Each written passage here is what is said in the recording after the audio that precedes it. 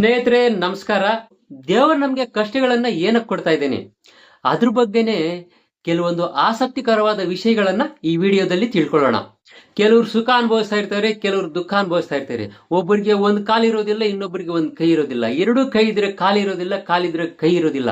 ಎಲ್ಲ ಚೆನ್ನಾಗಿತ್ತು ಅಂದ್ರೆ ಅವ್ರಿಗೆ ಮಾತು ಬಾರ್ದೆ ಮೂಕರಾಗಿರ್ತಾರೆ. ಇನ್ ಕೆಲವರು ಎಲ್ಲ ಚೆನ್ನಾಗಿದ್ದು ಕಣ್ಣಿಲ್ದೆ ಕುರುಡರಾಗಿರ್ತಾರೆ, ಅಂಗವಿಕಲರಾಗಿರ್ತಾರೆ. ಈ ರೀತಿ ಎಲ್ಲ ಯಾಕೆ ಹುಟ್ಟಿರ್ತಾರೆ? ಕೆಲವ್ರ ಜೀವನದಲ್ಲಿ ಯಾವಾಗಲೂ ಸುಖ, ಸಂತೋಷ, ನೆಮ್ಮದಿ ಅನ್ನೋದು ಇರುತ್ತೆ. ಕಷ್ಟ ಮತ್ತು ನೋವು ಅನ್ನೋದು ಅವ್ರ ಜೀವನದಲ್ಲಿ ಇರೋದಿಲ್ಲ. ಅವ್ರು ಏನೇ ಅನ್ಕೊಂಡ್ರು, ಏನೇ ಕೆಲಸ ಮಾಡಿದ್ರು ಆಗ್ಬಿಡುತ್ತೆ. ಇನ್ನು ಕೆಲವ್ರ ಜೀವನದಲ್ಲಿ ಯಾವಾಗಲೂ ಕಷ್ಟ, ನೋವು, ದರಿದ್ರನೇ ಇರುತ್ತೆ. ಸುಖ, ಸಂತೋಷ, ನೆಮ್ಮದಿ ಅನ್ನೋದು ಒಂದು ಚೂರು ಇರೋದಿಲ್ಲ. ಏನೇ ಅನ್ಕೊಂಡ್ರು, ಏನೇ ಮಾಡಿದ್ರು, ಎಷ್ಟು ಕಷ್ಟಪಟ್ರು ಆ ದರಿದ್ರ ಹಿಂಬಾಲಿಸ್ತಾ ಇರುತ್ತೆ ಹೊರತು ಅದೃಷ್ಟ ಅನ್ನೋದು ಒಂದು ಚೂರು ಅವನ ಜೀವನದಲ್ಲಿ ಕಾಣಿಸ್ಕೊಳ್ಳೋದಿಲ್ಲ. ಇಂದಿನ ಜನ್ಮದಲ್ಲಿ ಅವರವರ ಶರೀರಗಳು ಬಿಟ್ಟೋದ್ಮೇಲೆ ಅಲ್ಲಿಗೆ ಆ ನೆನಪುಗಳು ಕೊನೆ ಆಗ್ತವೆ. ನಮಗೆ ಯಾವುದು ಜ್ಞಾಪಕ ಇರೋದಿಲ್ಲ. ಆದರೆ ನಾವು ಏನೇನು ಕರ್ಮಗಳು ಮಾಡಿರ್ತೀವೋ ಅದೆಲ್ಲ ಭಗವಂತನಲ್ಲಿ ಲೆಕ್ಕ ಇರುತ್ತೆ. ಅದಕ್ಕೆ ಇಂದಿನ ಜನ್ಮದಲ್ಲಿ ನಾವು ಮಾಡಿರ್ತಕ್ಕಂಥ ಪಾಪ ಕರ್ಮಗಳು, ಪುಣ್ಯ ಕರ್ಮಗಳು ಯಾವ ರೀತಿ ಹೋಗ್ತಾವಂದ್ರೆ ಕಷ್ಟಗಳನ್ನು ಅನುಭವಿಸೋದ್ರ ಮೂಲಕ ಹೋಗ್ತವೆ. ಆ ಕಷ್ಟಗಳು ಯಾವುದ್ರ ಮೂಲಕ ಅನುಭವಿಸ್ಬೇಕು? ಶರೀರ ಇದ್ರೆ ಮಾತ್ರ ಆ ಕಷ್ಟ ಸುಖಗಳನ್ನು ಅನುಭವಿಸೋದಕ್ಕೆ ಸಾಧ್ಯ ಆಗುತ್ತೆ. ಅದಕ್ಕೆ ಆ ಕಷ್ಟ ಸುಖಗಳನ್ನು ಅನುಭವಿಸೋದಕ್ಕೆ ಅನುಕೂಲವಾಗಿರುವಂತಹ ಶರೀರವನ್ನು ಪಡೆದು ಆ ಶರೀರದ ಮೂಲಕ ಕಷ್ಟ ಸುಖಗಳನ್ನು ಅನುಭವಿಸೋದ್ರ ಮೂಲಕ ಪಾಪ ಕರ್ಮಗಳು, ಪುಣ್ಯ ಕರ್ಮಗಳು ಹೋಗ್ತವೆ. ಮಾತನಾಡೋದಕ್ಕೆ ಬಾಯಿದೆ ಅಂತ ಹೇಳ್ಬಿಟ್ಟು ಇಂದಿನ ಜನ್ಮದಲ್ಲಿ ಯಾರೋ ಒಬ್ಬರಿಗೆ ಆಡಬಾರ್ದ ಕೆಟ್ಟ ಮಾತುಗಳನ್ನಾಡಿ ಅವರ ಮನಸ್ಸು ನೋವಾಗುವಂತೆ ಮಾಡಿರ್ತೀವಿ. ಅದರ ಪ್ರತಿಫಲವಾಗಿ ಈ ಜನ್ಮದಲ್ಲಿ ಯಾರೋ ಒಬ್ಬರು ನಮಗೆ ಆಡಬಾರ್ದ ಕೆಟ್ಟ ಮಾತುಗಳನ್ನಾಡಿ ನಮ್ಮ ಮನಸ್ಸು ನೋವಾಗುವಂತೆ ಮಾಡ್ತಾರೆ. ಪಾಪ ಆಗಿರ್ಲಿ, ಪುಣ್ಯ ಆಗಿರ್ಲಿ, ಆ ಎರಡನ್ನು ಭಗವಂತ ಸರಿಯಾಗಿ ಪರಿಶೀಲನೆ ಮಾಡಿ ಪಾಪಕ್ಕೆ ಯಾವ ರೀತಿಯ ಕಷ್ಟ ಕೊಡಬೇಕು, ಪುಣ್ಯಕ್ಕೆ ಯಾವ ರೀತಿಯ ಸುಖ ಕೊಡಬೇಕು ಅಂತ ಸರಿಯಾಗಿ ಯೋಚನೆ ಮಾಡಿ ಅದಕ್ಕೆ ತಕ್ಕಂತೆ ಕೊಡ್ತಾನೆ. ಅದಕ್ಕೆ ಶರೀರವನ್ನು ಹುಷಾರಾಗಿ ಉಪಯೋಗಿಸ್ಕೋಬೇಕು. ಪಾಪ ಅನುಭವಿಸೋದಕ್ಕಾಗ್ಲಿ, ಸುಖ ಅನುಭವಿಸೋದಕ್ಕಾಗ್ಲಿ ಶರೀರ ಬೇಕೇ ಬೇಕು. ಶರೀರ ಇಲ್ಲ ಅಂದ್ರೆ ಪಾಪ ಅನುಭವಿಸೋದಕ್ಕಾಗಲ್ಲ, ಪುಣ್ಯನೂ ಅನುಭವಿಸೋದಕ್ಕೆ ಆಗಲ್ಲ. ಪಾಪ ಪುಣ್ಯಗಳು ಯಾವ ರೀತಿ ಹೋಗ್ತಾವಂದ್ರೆ ಶರೀರದ ಮೂಲಕ ಸುಖ ದುಃಖಗಳನ್ನು ಅನುಭವಿಸುವುದರ ಮೂಲಕ ಹೋಗ್ತವೆ. ಅದಕ್ಕೆ ಮುಂದಿನ ಜನ್ಮಕ್ಕೆ ಬೇಕಾಗುವಷ್ಟು ಪುಣ್ಯವನ್ನು ನಮ್ಮ ಶರೀರದ ಮುಖಾಂತರವೇ ಮಾಡಿಕೊಂಡು ಹೋಗಬೇಕು. ಈ ಜನ್ಮದಲ್ಲಿ ಹೆಚ್ಚಾಗಿ ಪುಣ್ಯದ ಕೆಲಸಗಳನ್ನು ಮಾಡಿ ಸಾತ್ವಿಕ ಬುದ್ಧಿಯಿಂದ ಯಾರಿಗೂ ತೊಂದರೆ ಕೊಡದೆ, ಯಾರನ್ನು ಒಂದು ಕೆಟ್ಟ ಮಾತನ್ನದೆ ಸದ್ಬುದ್ಧಿಯಿಂದ ನಡೆದುಕೊಂಡ್ರೆ ಈ ಜನ್ಮದಲ್ಲಿ ನಡೆದುಕೊಂಡಿರುವಂತಹ ಒಂದು ಪುಣ್ಯದ ಫಲದಿಂದ ಮುಂದಿನ ಜನ್ಮದಲ್ಲಿ ಸುಖ ಅನುಭವಿಸೋದಕ್ಕೆ ಕಾರಣ ಆಗುತ್ತೆ. ಬಲವಾಗಿದ್ದೀವಿ, ಬಲವಂತವಾಗಿದ್ದೀವಿ, ನಮ್ಮ ಹತ್ರ ಹಣ ಇದೆ, ಆಸ್ತಿ ಇದೆ, ಅಧಿಕಾರ ಇದೆ ಅಂತ ಸಿಕ್ಕಿದವರಿಗೆಲ್ಲ ತೊಂದರೆ ಕೊಟ್ಟು ಕಷ್ಟ ಕೊಡ್ತಾ ಇದ್ರೆ ಈ ಜನ್ಮದಲ್ಲಿ ಮಾಡಿರುವಂತಹ ಪಾಪದ ಪ್ರತಿಫಲ ಮುಂದಿನ ಜನ್ಮದಲ್ಲಿ ಕಷ್ಟ ಅನುಭವಿಸೋದಕ್ಕೆ ಕಾರಣ ಆಗುತ್ತೆ. ಎಲ್ಲರೂ ಈಗ ದೇವರಲ್ಲಿ ಏನ್ ಬೇಡ್ಕೊಳ್ತಾರೆ ಅಂದ್ರೆ, ದೇವರೇ ನನ್ನ ಜೀವನದಲ್ಲಿ ಯಾವಾಗಲೂ ಸುಖಾನೇ ಕೊಡು, ಕಷ್ಟ ಅನ್ನೋದು ನನ್ನ ಜೀವನದಲ್ಲಿ ಒಂಚೂರು ಬರಬಾರ್ದು ಅಂತ ಬೇಡ್ಕೊಳ್ತಾರೆ. ಆ ರೀತಿ ಆಗೋದಕ್ಕೆ ಸಾಧ್ಯ ಆಗುತ್ತಾ? ಅದೇ ಸಂದರ್ಭದಲ್ಲಿ ಯಾರೋ ಒಬ್ರು ಒಂದು ಮುಖ್ಯವಾದ ಕೆಲಸಕ್ಕೆ ಹೋಗ್ತಿರ್ಬೇಕಾದ್ರೆ ಆಕ್ಸಿಡೆಂಟ್ ಆಗಿ ಕೈ ಮುರಿದೋಗುತ್ತೆ, ಇಲ್ಲ ಕಾಲು ಮುರಿದೋಗುತ್ತೆ.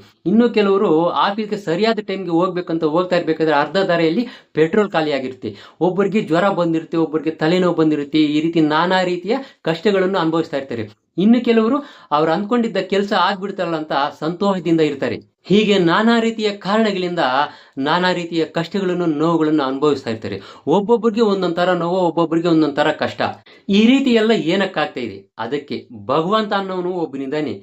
ಇಂದಿನ ಜನ್ಮದಲ್ಲಿ ನಾವು ಮಾಡಿರ್ತಕ್ಕಂಥ ಪಾಪ ಪುಣ್ಯಗಳನ್ನು ಲೆಕ್ಕ ಮಾಡಿ ಯಾರಿಗೆ ಯಾವಾಗ ಕಷ್ಟ ಕೊಡಬೇಕು, ಯಾರಿಗೆ ಯಾವಾಗ ಸುಖ ಕೊಡಬೇಕು ಅಂತ ಸರಿಯಾಗಿ ನೋಡಿ ಕೊಡ್ತಾ ಇರ್ತಾನೆ. ಇನ್ನು ಕೆಲವರು ಬೆಳಗ್ಗೆ ಎದ್ದ ತಕ್ಷಣ ಈ ದಿನ ಎಲ್ಲ ನಾನು ಸಂತೋಷವಾಗಿ ಇರುವಂತೆ ನನಗೆ ಆಶೀರ್ವಾದ ಮಾಡ್ತಂದೆ ಅಂತ ಬೇಡ್ಕೊಳ್ತಾರೆ. ಆದ್ರೂ ಸಹ ಯಾವುದೋ ಒಂದು ಕಾರಣದಿಂದ ನೋವನ್ನ ಅನುಭವಿಸ್ತಾರೆ. ಕಾಲನ ಬಿಟ್ಟು ಹೋಗೋದಕ್ಕಾಗುತ್ತಾ? ಆಗೋದಿಲ್ಲ.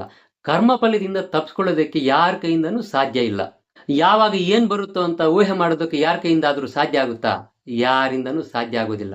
ಯಾವಾಗ ಏನ್ ಬರುತ್ತೋ ಅದನ್ನ ಅನುಭವಿಸೋದಕ್ಕೆ ಸಿದ್ಧವಾಗಿ ಇರಬೇಕು. ಆದ್ರಿಂದ ಎಲ್ಲರೂ ಏನ್ ಮಾಡ್ಬೇಕಂದ್ರೆ ಈ ರೀತಿ ಸಮಸ್ಯೆಗಳು, ಕಷ್ಟಗಳು ಬರ್ತಾನೆ ಇರುತ್ತೆ. ಅದರಿಂದ ಸ್ವಲ್ಪನಾದ್ರೂ ಕಮ್ಮಿ ಮಾಡ್ಕೊಳ್ಳೋದಕ್ಕೆ ಒಂದು ಅವಕಾಶ ಇರುತ್ತೆ. ಅದಕ್ಕೆ ಏನ್ ಮಾಡ್ಬೇಕಂದ್ರೆ ಯಾವಾಗ್ಲೂ ಎಲ್ರು ಏನು ಕೆಲಸ ಮಾಡಿದ್ರು, ಏನು ಅನ್ಕೊಂಡ್ರು ಅದಕ್ಕೆ ಮುಂಚೆ ದೇವರ ಪ್ರಾರ್ಥನೆ ಮಾಡ್ಕೊಳ್ಳೋದಕ್ಕೆ ಅಭ್ಯಾಸ ಮಾಡಬೇಕು. ಮಾಡಿರುವ ಪಾಪಕ್ಕೆ ಶಿಕ್ಷೆ ಕೊಡು, ಆದ್ರೆ ನನ್ಗೊಂದು ಉಪಕಾರ ಮಾಡು. ಮಾಡಿರೋ ಪಾಪಕ್ಕೆ ಶಿಕ್ಷೆ ಕೊಡಬೇಕಾದ್ರೆ ದೊಡ್ಡದಾದ ಶಿಕ್ಷೆ ಕೊಡಬೇಡ. ಯಾಕಂದ್ರೆ ಅಂತಹ ದೊಡ್ಡದಾದ ಶಿಕ್ಷೆಯನ್ನು ಅನುಭವಿಸುವ ಶಕ್ತಿ ನನಗಿಲ್ಲ. ಜೀವನ ಪೂರ್ತಿ ಅನುಭವಿಸುವಂತ ಶಕ್ತಿಯನ್ನು ನನಗೆ ಕೊಡಬೇಡ. ಮತ್ತೆ ಮಾಡಿರುವ ಪಾಪ ಹೇಗೆ ಕಳೆಯುತ್ತೆ? ನಾನು ತಪ್ಪು ಮಾಡಿದ್ದೀನಿ, ಕ್ಷಮಿಸು, ಅನುಗ್ರಹಿಸು. ಯಾಕೆ ತಪ್ಪು ಮಾಡಿದೆ?